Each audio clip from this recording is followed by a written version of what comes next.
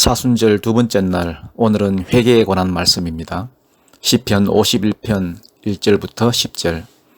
하나님이여, 주의 인자를 따라 내게 은혜를 베푸시며 주의 많은 긍휼을 따라 내 죄악을 지워주소서. 나의 죄악을 말갛게 씻으시며 나의 죄를 깨끗이 제하소서. 물은 나는 내 죄가를 아오니 내 죄가 항상 내 앞에 있나이다. 내가 주께만 범죄하여 주의 목전에 악을 행하였사오니 주께서 말씀하실 때에 의로우시다 하고 주께서 심판하실 때에 순전하시다 하리이다. 내가 죄악 중에서 출생하였으며 어머니가 죄 중에서 나를 잉태하였나이다.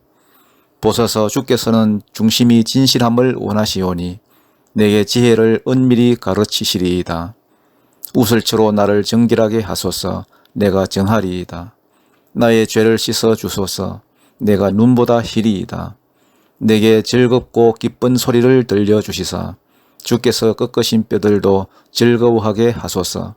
주의 얼굴을 내 죄에서 돌이키시고 내 모든 죄악을 지워주소서. 하나님이여, 내 속에 정한 마음을 창조하시고 내 안에 정직한 영을 새롭게 하소서. 아멘. 다윗의 회개 기도입니다. 다윗이 밧세바와 간음한 다음에 나단 선지자가 찾아왔을 때에 회개 기도했던 내용입니다. 이걸 통해서 우리도 하나님 앞에 회개하는 방법을 배울 수 있다고 생각합니다. 제일 처음이 뭐냐 하면 죄를 인정하는 거예요. 내가 죄인입니다.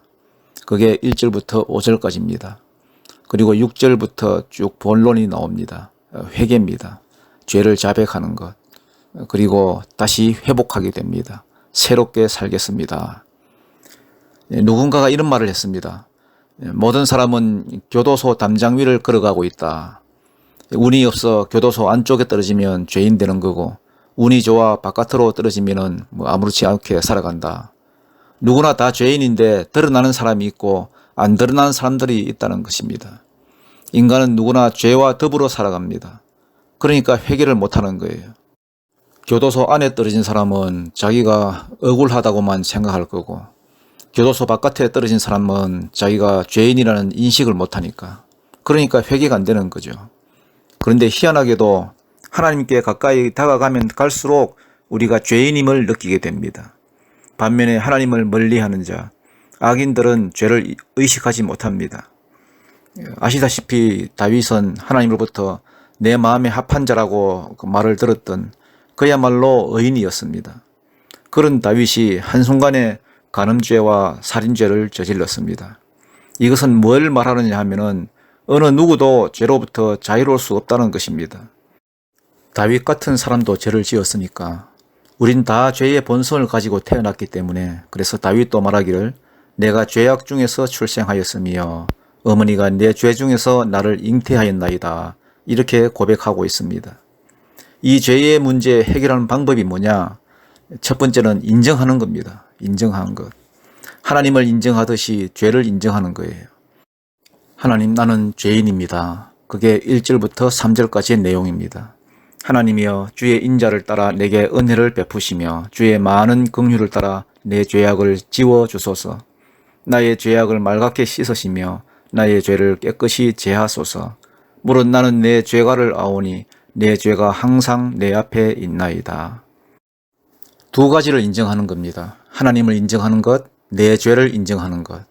그래서 죄를 지워달라, 씻어달라, 제거해달라. 이 무슨 얘기입니까? 사람은요, 절대로 죄 문제 해결 못합니다. 가끔씩 용서할 것을 기대하고 잘못을 고백해 보지만 돌아오는 건 오히려 손가락질과 비난뿐입니다. 사람은 죄를 지우는 능력이 없어요. 말로는 다 용서했다 그러는데 힘듭니다, 용서하는 게. 어떤 분을 보니까 말로는 용서했다고 하는데 아직도 기억하고 있더라고요. 10년 넘게 기억하더라고요. 지우지 못하면 용서가 안 된 거거든요. 인간은 말로는 용서했다, 알겠다 하지만 안 지워집니다. 용서할 능력이 없습니다. 인간은 용서가 안 되는 존재예요. 용서가 안 되니까 죄가 계속 머물러 있는 거죠. 죄를 지울 수 있는 능력이 인간은 없다니까요. 그런데 누가 죄를 지울 수 있습니까? 지울 수 있는 분 하나님밖에 없어요. 그래서 시편 103편 12절에 보니까 동이 서에서 먼 것 같이 우리의 죄가를 우리에게서 멀리 옮기셨으며 이렇게 말씀하고 있습니다. 완전히 잊으셨다는 것입니다. 인간은 그렇게 못하지만 하나님은 그럴 능력이 있습니다. 동에서 서가 먼 것 같이 옮기셨다. 완전히 용서하셨다는 것입니다. 우리는 동에서 서로 옮기지 못해요. 바로 요 앞에서 옮기고는 그걸 용서라 그래요. 인간의 용서는 한계가 있지만 하나님은 죄를 지울 수 있는 분이다. 이게 핵심입니다. 그 다음 두 번째가 자백이거든요. 인정하고 자백하고 입술로 고백하는 것입니다. 요한일서 1장 9절에도 보면 만일 우리가 우리 죄를 자백하면 그는 미쁘시고 의로우사 우리 죄를 사하시며 우리를 모든 불의에서 깨끗하게 하실 것이요. 하나님께 자백하면 지워주셔요. 기독교가 왜 이렇게 자꾸만 죄 이야기를 합니까? 죄 이야기를 많이 하는 이유가 뭡니까? 해결할 수 있기 때문에 그렇습니다. 하나님께 나아가면 용서해 주시기 때문에 누구나 죄를 자백하고 회개하면 용서해 주신다는 겁니다. 그리고 끝나는 건 아니죠. 마지막으로 해야 될 게 우리를 새롭게 해달라는 것입니다. 10절에 보니까 하나님이여 내 속에 정한 마음을 창조하시고 내 안에 정직한 영을 새롭게 하소서. 우리는 죄의 본성이 있기 때문에 새롭게 근본적인 변화가 일어나지 않으면 죄 문제 해결이 안 됩니다. 금방 용서받고 죄짓고 금방 용서받고 죄짓고 그래서 근본적인 변화가 일어나야 돼요. 하나님은 우리를 새롭게 할 수 있는 능력이 있습니다. 고린도후서 5장 17절 누구든지 그리스도 안에 있으면 새로운 피조물이라 이전 것은 지나갔으니 보라 새 것이 되었도다.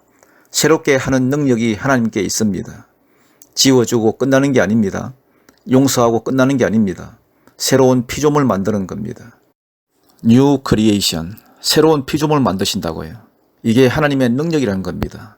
내 속에 깨끗한 마음, 정한 마음을 창조해 주시고 정직한 영도 세워주시고 마태복음 1장에 보면은 예수님의 족보에 이름을 올린 여자들이 쭉 나오는데 전부 다 특징이 뭐냐 하면 재창조받은 자들이라는 겁니다.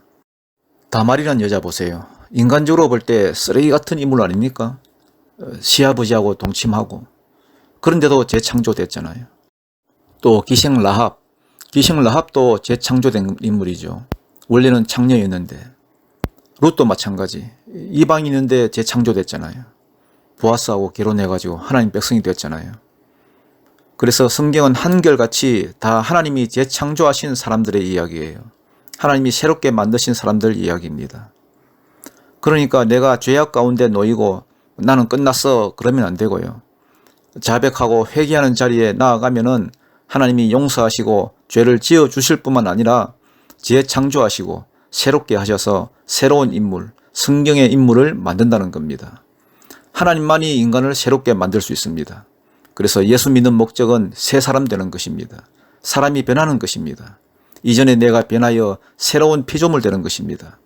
하나님 앞에 잘못했습니다 하면은 하나님이 지워주시고 깨끗하게 하시고 새로운 피조물 만드신다. 영광스러운 사람으로 만들어주신다 하는 것입니다. 오늘 이런 은총이 여러분 가운데 일어나는 역사가 있기를 소망합니다. 이제 기도하겠습니다. 주님, 나는 죄인입니다. 골백번 죽어도 용서받지 못할 죄인입니다. 드러난 죄, 드러나지 않은 죄, 이거 내 힘으로는 해결할 길이 없습니다. 오직 주님께만 사함이 있는 줄 알고 주님의 보혈만이 나를 씻기고 내 죄를 지울 수 있음을 알고 엎드리오니 이 깨어진 모습, 상한 영혼 이대로 받아주시고 용납해 주시고 내 모든 죄악들을 씻어주시고 지워주셔서 나를 새 사람으로 만들어 주옵소서. 내 죄를 씻기 위하여 십자가 지신 예수님의 이름으로 기도드립니다. 아멘.